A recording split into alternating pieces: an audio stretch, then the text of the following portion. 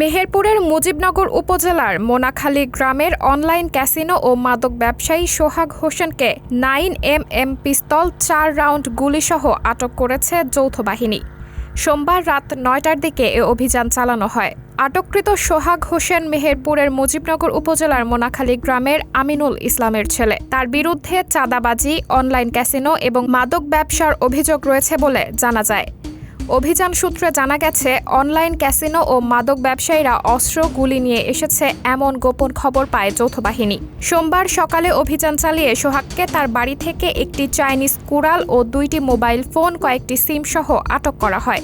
এরপরে জিজ্ঞাসাবাদে তার স্বীকারোক্তিতে সদর উপজেলার আশরাফুর গ্রামের ঝুঁকিপাড়া শ্মশানঘাট সংলগ্ন মাঠ থেকে জার্মানির তৈরি একটি 9mm পিস্তল, 4 রাউন্ড গুলি এবং একটি ম্যাগাজিন উদ্ধার করা হয়।